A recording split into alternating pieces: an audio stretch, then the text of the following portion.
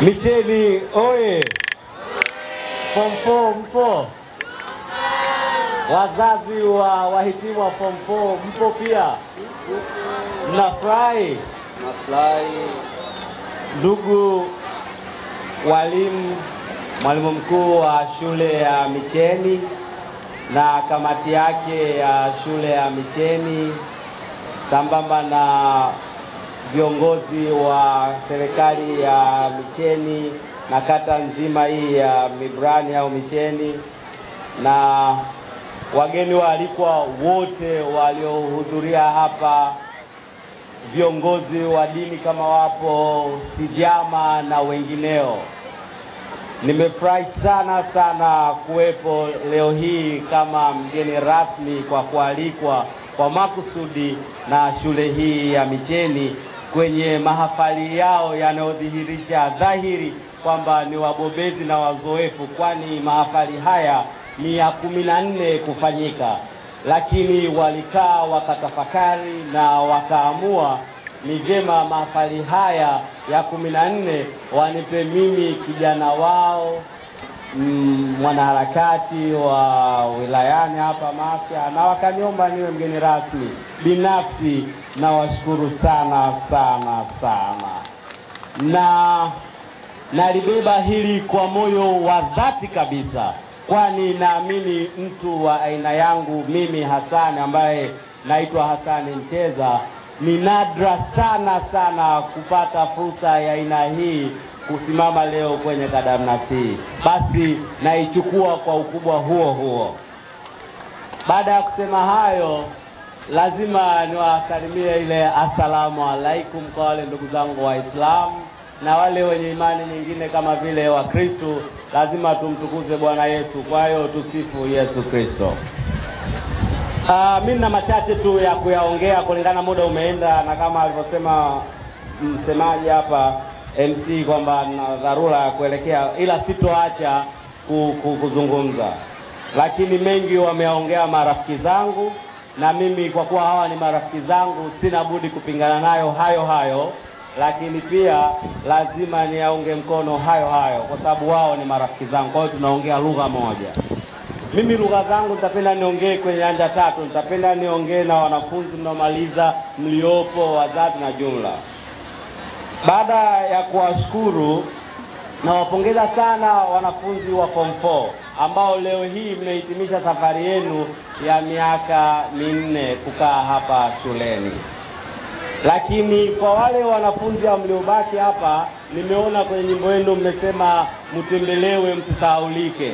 Mimi nawaahidi nitakuja kuwatembelea, na naamini hawa kaka zenu na dada zenu ambao wanamaliza watawatembelea. Maana yake bado tabaki na nyinyi, na watia moyo, someni kwa bidii. Sasa hivi ni muda wenu wa kufanya kila kitu, kujifunza chochote kile, kwa msiache, na naamini Mungu atawasaidia, na nawaombea sana.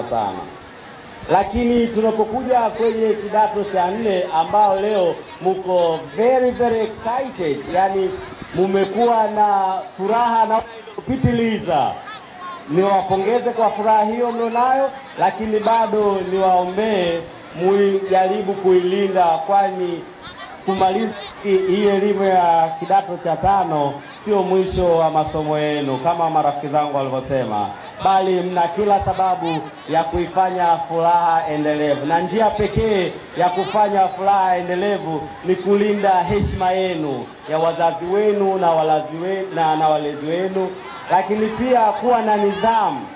Nimeona na nimesikia kwenye risala yenu mlioisoma hapa, mumeeleza kwamba mmejifunza mengi mazuri, na nitapenda ni ya quote baadhi ya hayo. Mmesema kipindi cha miaka 4 mlokaa hapa, mlijifunza misingi imara kama vile kufanya maamuzi sahihi, kulinda historia na tunu za taifa, na vile kuepuka majanga, na mkasema kulinda amani ili kuleta ustawi wa maendeleo ya nchi yetu. Niwapongeze sana shule kwa kuhamasisha vijana hao ambao ni wadogo zangu kusimamia hayo, na nimefurahi mmeandika hadharani haya mmejifunza, na niwaombe ya enzi hayo mambo. Hakuna asofahamu nchi yetu sasa hivi inapitia kwenye mambo magumu sana. kuna watu wanaandamana, wanashawishi. Huenda nyinyi leo kwa wingi wenu mko wanafunzi 94 mkarubuniwa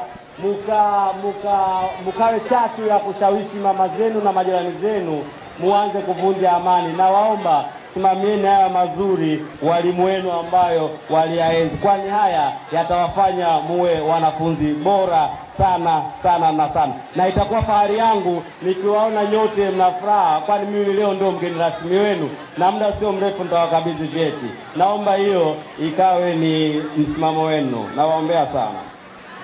Baada ya hapo pia najua mmeshafanya mtihani. Siwezi kuwaombea dua kwamba mtihani mwema, mtihani mlishafanya. Sasa hivi namuomba Mwenyezi Mungu tu awape afya njema na ajalie matokeo yenu yatoke mazuri, muendelee na umoja huo ili mkasherekee na high school na vioni huko. Na naamini Mungu hajawahi kumwonea mtu. Lakini pia nafahamu kuna watu wana kiburi kwamba yeye akiwa na ufaulu wa daraja A au marks za juu anaamini hiyo inamfanya yeye awe bora. Mimi naamini sio kweli. Mwanafunzi bora ni kama yule nilosema, ambaye ana nidhamu, anaheshimu utu wa mwenzake na anaamini kila aliyo karibu yake ni ndugu yake. Naomba mkabaki kwenye hilo. Lakini kipekee napenda niwaongelee walimu. Walimu naongelea wote, wa kike wa kiume, waliokuwepo Micheni na shule nyingine za binafsi na za umma, hata za mashirika ya kidini na asasi za serikali.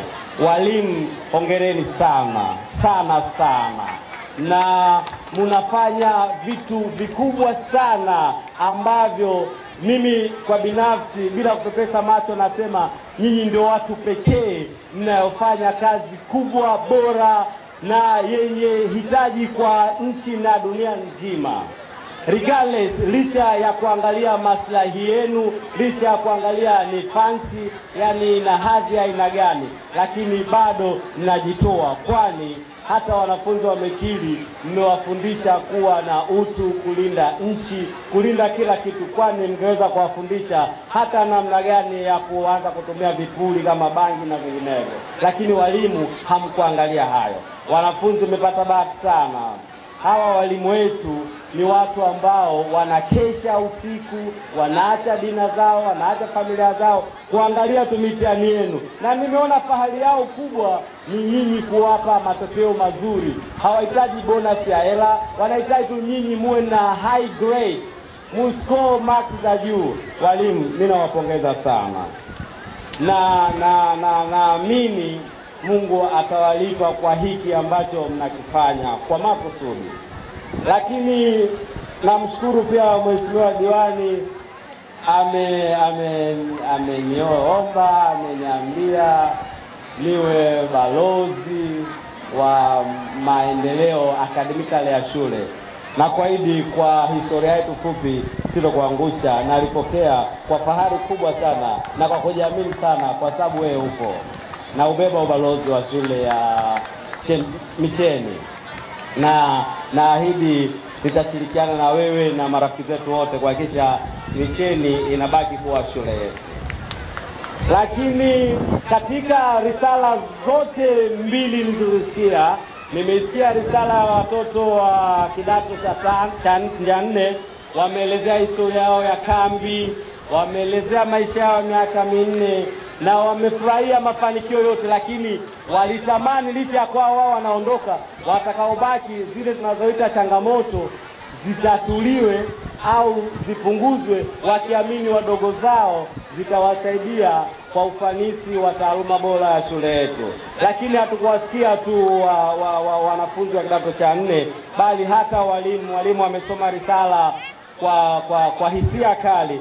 Ameeleza kwamba licha ya kwamba idadi ya wanafunzi wao imeongezeka hadi kufikia wanafunzi 400, haya sio tu mafanikio ambayo wanaweza kuyafikia, lakini bado mafanikio makubwa kuhakikisha kwamba wanatokomeza hizo 0, 4, ikiwezekana wabaki na 1, 2 or 3.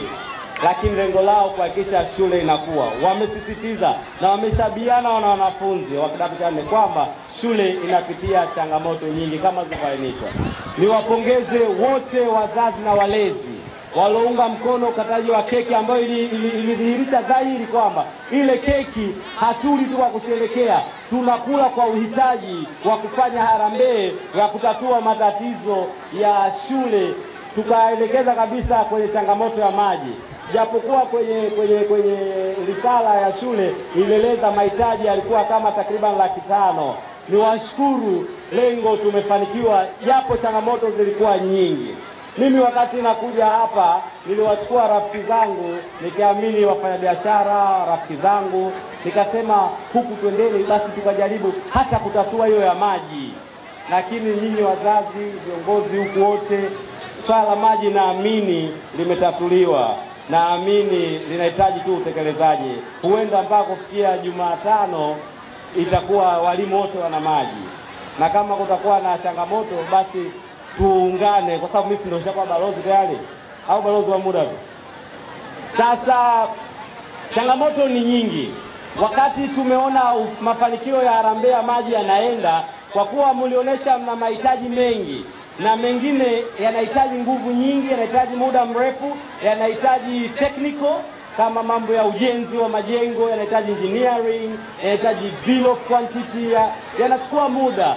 Haya tukasema tuyaweke kwenye mahitaji yetu, lakini hatusiyafanye kama emergency. Hizi tunazita priority, ni vipaumbele ila sio dharura.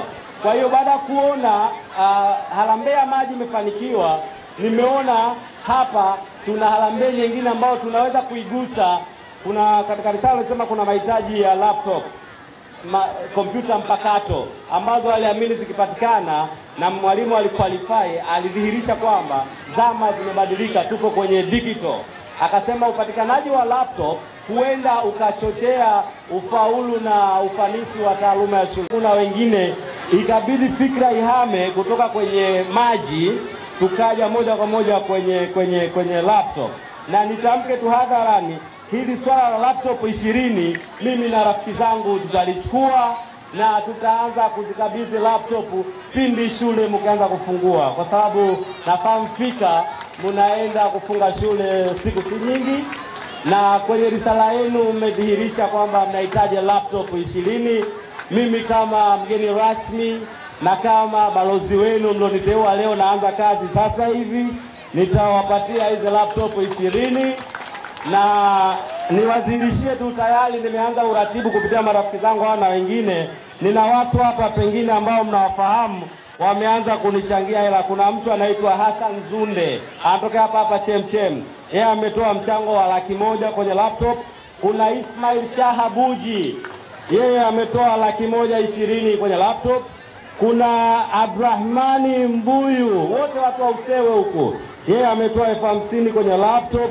Daktari Salumu Saif, yeye ametoa 50,000 kwenye laptop. Kuna jamaa anaitwa Ablatif nani? Ablatif yupo huko Usewe, naye anatoa 50,000.